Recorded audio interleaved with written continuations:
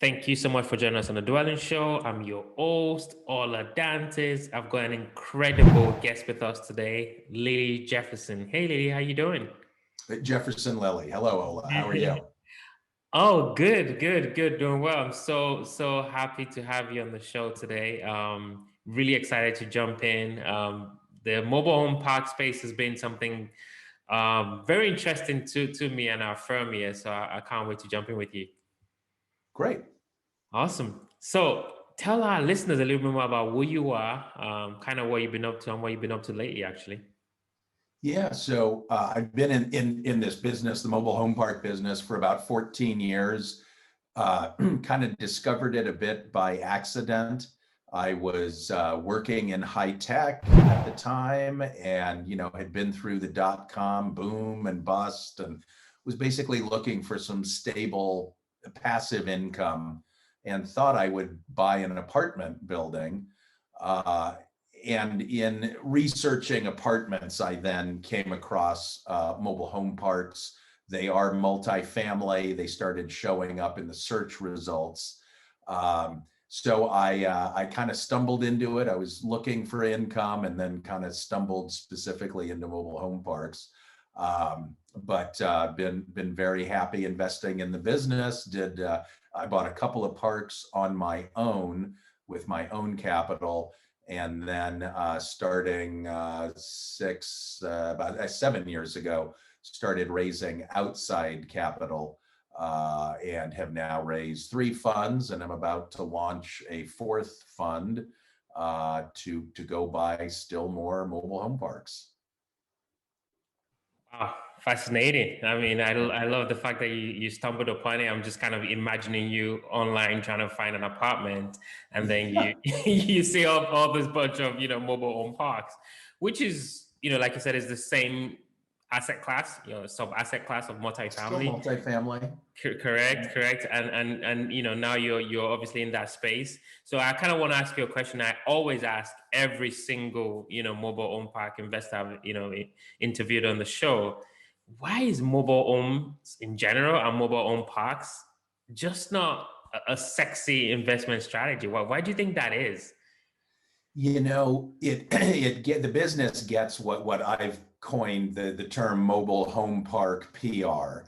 And it just seems anytime anything bad happens in a mobile home park, there's some crime or it gets hit by a tornado, the press, is there filming it and talking about, how bad it is. But the fact of the matter is, 99.99% of the time out there, nothing happens. And it's never news to send a reporter into a mobile home park to say, like, hey, all the rent came in and there are little children playing on their tricycles over there, and the trees are growing and the sun is shining and all the rent has come in. Everything is fine. That's not news. But that's the reality, 99.99% of the time, that things are just fine. Certainly they're not all, you're not constantly dealing with, drug problems or other crime. Anyway, but I don't know. It just, they really do seem to get a bad reputation, undeservedly so. The 99.99% of the folks that live in mobile home parks are perfectly honest, hardworking folks. But the media certainly seems to have it out for for mobile home parks. Yeah, very fascinating. And I've heard nothing but just great, just great returns and great news out of that space. Sam Zell, I think is one of the largest investors, and I think Warren Buffett's got some stake in that space as well. So those are no Yes, dummies. that's correct. Yeah. I'm aspiring to be the Sam Zell and the Warren Buffett of this business. I'm not sure I'll ever quite get there, but that's those guys I follow quite closely, and am actually a small shareholder in both Sam Zell's company, Equity Lifestyle Properties, and Warren Buffett's company, of course, Berkshire Hathaway. So Smart, I've smart. got exposure to the mobile home park business, both directly through what I own, and then some through some of my stock holdings. Wow, love that. So I've got to ask Jefferson. So you basically, stumbled upon this asset class. I want to kind of rewind back a little bit. Why did you even start that search, right? Why did you want to get into real estate investing? What were you doing before? What made that move?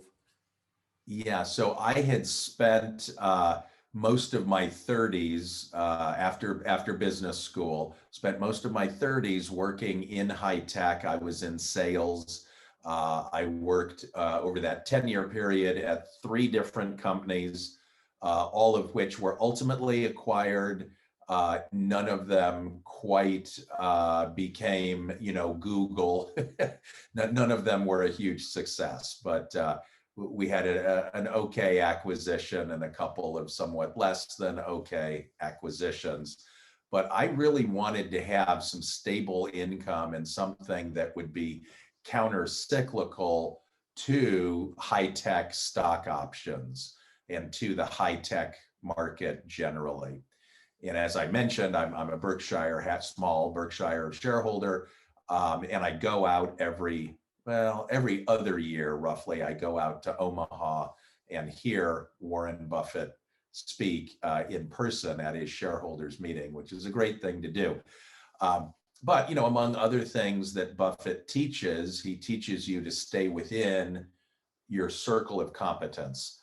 Now, why I would have thought I had any real circle of competence getting into real estate, having never owned it before, but I just really figured a lot that I'd always lived in a house or an apartment building. So I figured, okay, I know something about apartment buildings. Let me try and buy one of those.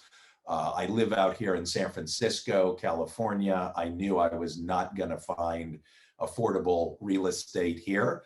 But I started looking in the Midwest, just on websites like LoopNet, and would search, in like Ames, Iowa, multifamily. There would be 99 apartment buildings there at like an 8 cap rate. Again, this was like 2005 pricing at an 8 cap. And then there'd be one mobile home park at like 10 cap. And I thought, that's absurd. I'm not going to buy a friggin' trailer park. And I would delete the search and do another search in Lubbock, Texas, or Omaha, Nebraska. I kept getting hit over the head, 5 or 10 times with this quirky little niche within the broader multifamily world of all apartments that seemed to pay more money. So I then just started doing research on them. I figured, well, I guess they're multifamily. Why don't I look into these things? And started buying books and listening to, books and tapes, and doing all that I could to get educated on it. I put together an unofficial advisory board of about 10 guys that all owned mobile home parks. And I would then run deals by them, and they would say, thumbs up or thumbs down, or they'd say, like, Jefferson, on this deal, I don't know, the key issue is X. Go figure out this one issue on this deal, and then you'll know if it's a park to buy.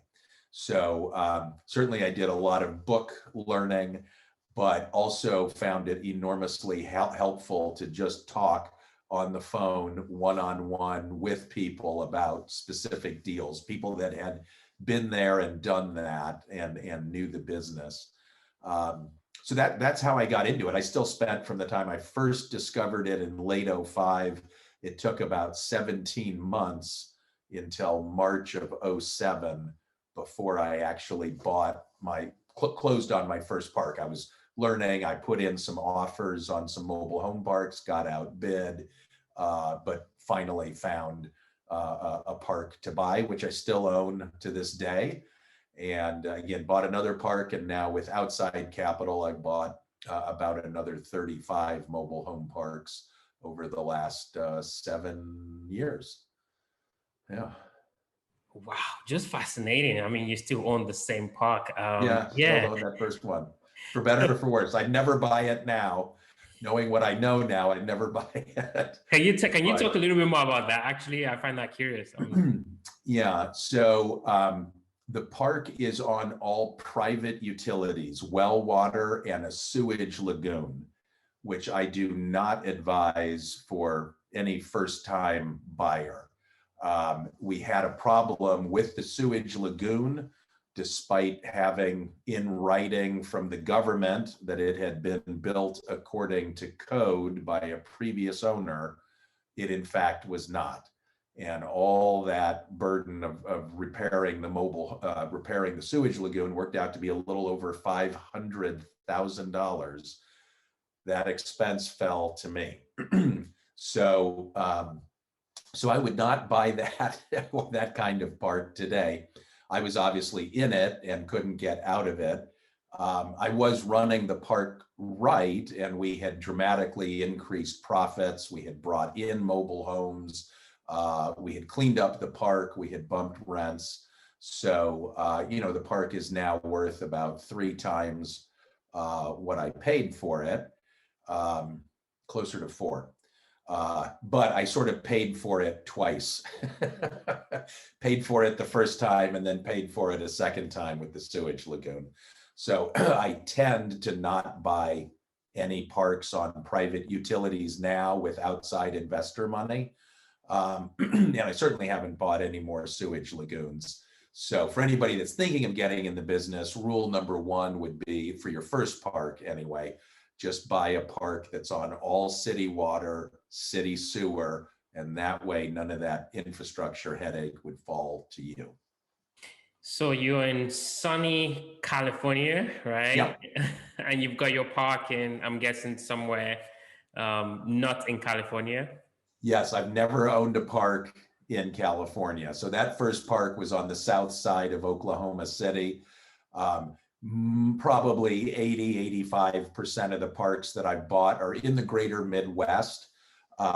We are, for instance, right now, the second largest mobile home park owner in Sioux City, Iowa, in that metro. I've sold my holdings in Wichita, Kansas, but I was, I think, the largest or second largest owner probably a second largest owner also in Wichita, Kansas. I've got 3 properties now in Texas. I've got 1 in Idaho. I've still got 2 in Ohio. Almost all that I do is in the Midwest. I have in the past owned 1 in Florida, 1 in Spokane, Washington, and 1 in Raleigh, Durham, North Carolina. But almost everything that I've bought out of those 35 parks have been in the Midwest. You can simply get mobile home parks at a better price there. You can get most real estate at a better price in the Midwest. And the parks in the Midwest tend to have more upside than the parks closer to the coast, frankly, because the economy is generally stronger and the parks seem to have generally been better run. On the coasts, the parks tend to be full, which means you cannot bring in mobile homes and have that for upside. Most of the parks coastal are kind of at 100% of capacity. So you pay more money and you have less upside versus what we typically acquire in the Midwest for.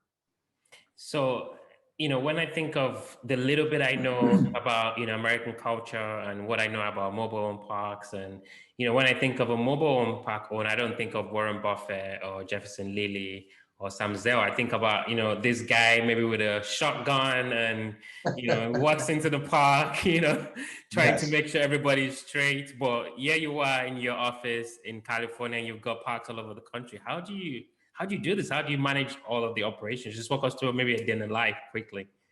Yeah, so technology is a big help. This would be a much harder business, to have tried to have done and scaled, back in the 1980s and 90s, basically before really the internet. So for instance, what we do is we have all of our rent accounting happening on a hosted cloud-based rent accounting software package called Rent Manager. And there are several that work this way. That's the one we happen to like best, but no right or wrong answer there. But what that enables us to do is now our tenants are able to pay their rent online through our website. Our managers are able, we give them a check scanner, just like you would find at a retail store or a bank or what have you. Any checks or money orders, our managers can scan, and that not only deposits the check, it also updates Rent Manager to show that a tenant has paid. So using technology that way helps us be much more certain. We're never 100%, but helps get us much more certain that, for instance, we are collecting all of the rent. And that way, our managers don't have to, take a stack of checks and drive to a bank and deposit it, wait in line. Technology makes this much easier on us here at headquarters to do all the accounting and collections, and it makes it easier on our managers for deposits and on our tenants. Our tenants can just sign up through our website. It then connects into Rent Manager from our website, but they can just set up, a recurring payment of their rent so they don't have to worry about it. And then they never get a late fee. Or if the tenants still want to do payments one at a time, they can do that too. But technology like that makes things much easier. We do also still, for instance, have our managers just drive through a park with their cell phone, recording a video, out their car window as they drive around the park. That way, it's almost like we're there and we can really see what the condition is of the park. Is that manager making sure that tenants don't have junk, on their front yard and non-running cars? We still go and visit. And again, I've got asset managers basically that report to me. Between the managers and me, there's a layer of asset managers. Those people do go out and visit the parks typically at least twice a year, sometimes more. If it's a problem turnaround park, they might be out there even every month or two. But we do actually still visit the parks, but like using technology, those videos also really helps us track the condition of the parks. Wow, interesting. So you said you've done about 3 funds, and then you're about to, or you're in the process of going through the fourth Yeah, one. Yeah. just launching our fourth in another couple of months, roughly in May of 2021. About another So 3 months, we should have our fourth fund launched. congrats. So I'm just kind of thinking, yeah, I'm just like imagining how that conversation goes with your investors. Like, hey, I'm buying mobile home parks, somewhere in middle America. But I think I've got more of a selfish question. How do you set up a fund? Like, what is the process? Can you kind of just walk us through that?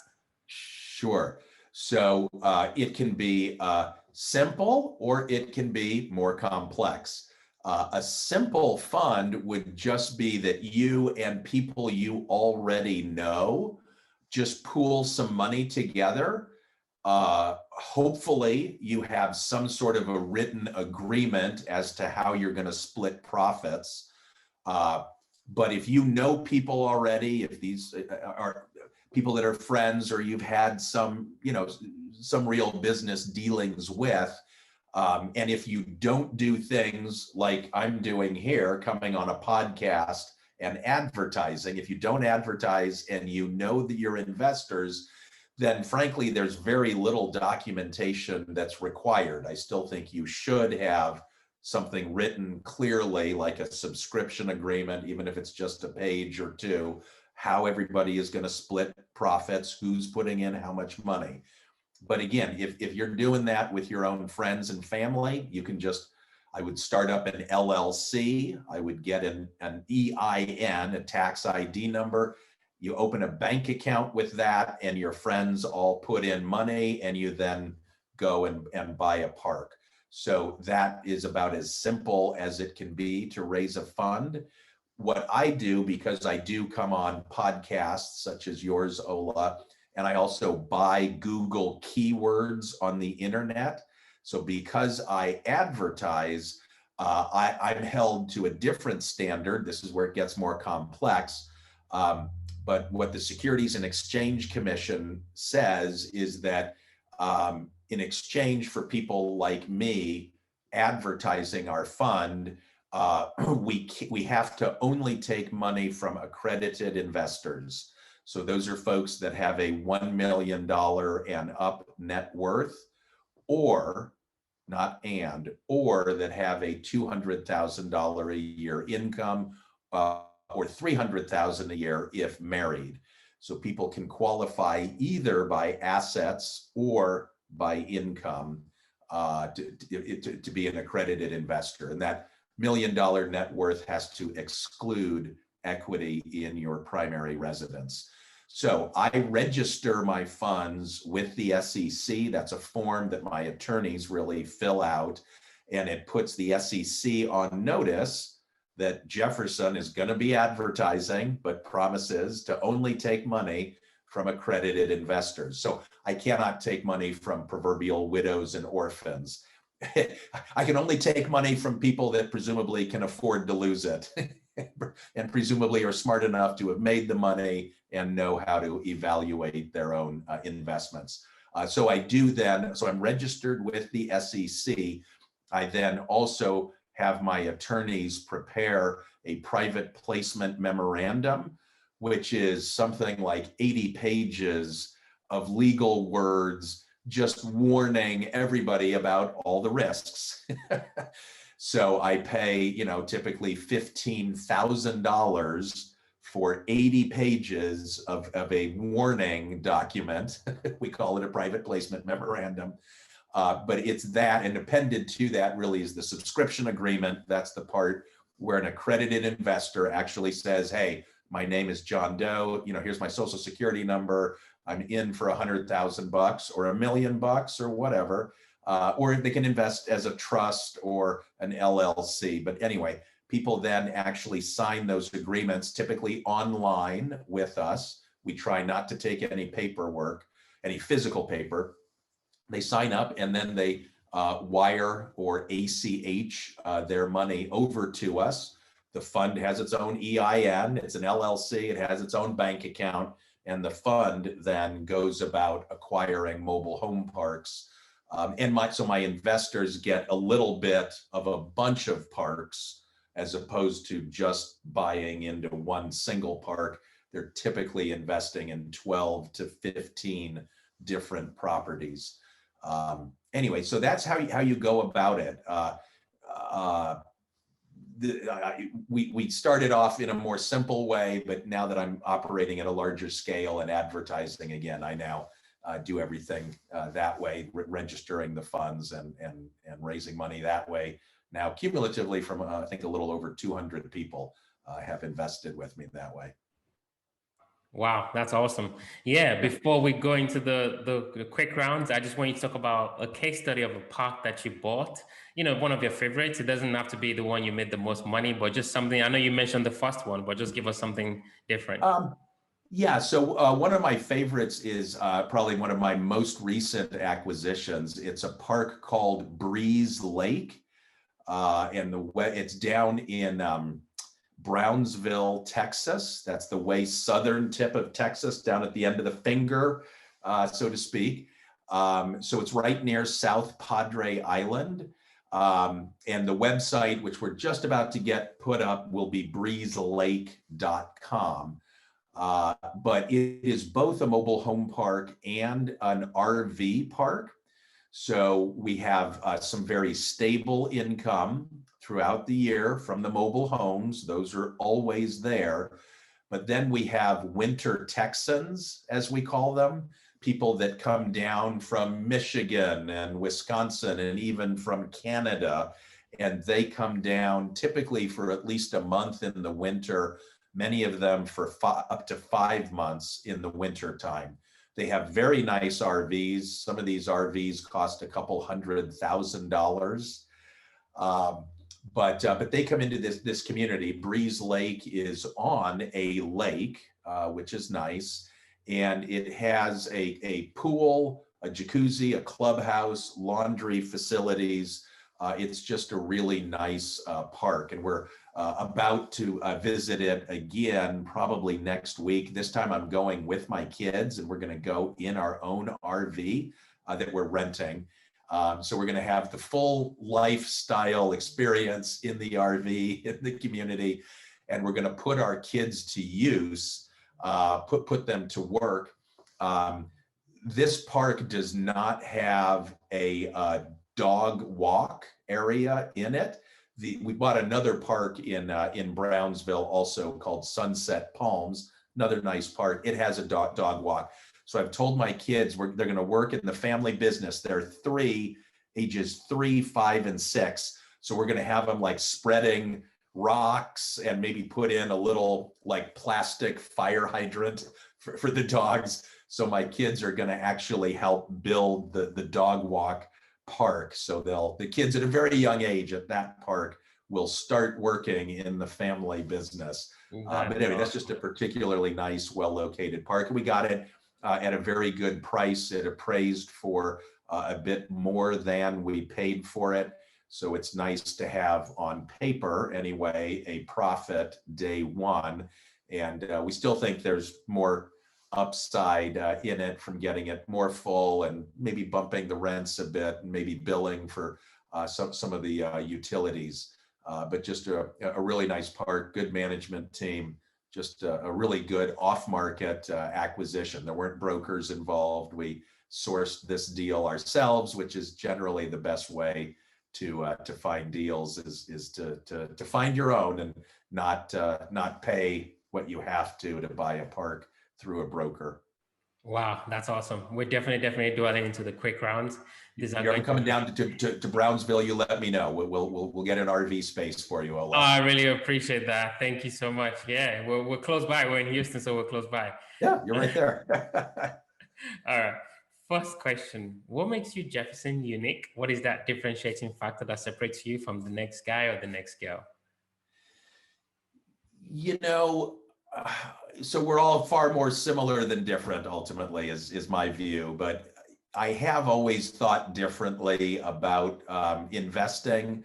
For instance, I have a fancy MBA from the Wharton School of Business, an Ivy League institution. I think I certainly was the first person, and may still be the only person from my school that works in the mobile home park business.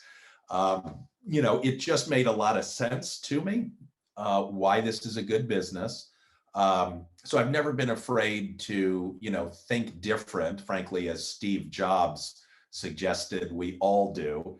I've never been afraid to think different. I've probably been much less of a crowd follower than many other people. And hence, here I am with my fancy pedigree working in a very unfancy business, but I love it. And I'm making good money for my investors, good money for me, and improving all the parks for the tenants, right? Our parks become cleaner and safer. So it's good to have a win-win-win situation, investors, tenants, and me, and to be doing it again in such a quirky business that not very many people are in. Yeah, I see you got a bunch of books behind you. So, what was the last book that you read? Sure. Yeah. And what was the Well, one one that of you the picked up last on the book? good ones was it's down here. Sam Zell's "Am I Being Too Subtle?" So that's Sam Zell's book, talking really about his whole life, which does involve mobile home parks. He's done far more things other than mobile home parks, but he has done that. So that's a particularly good book.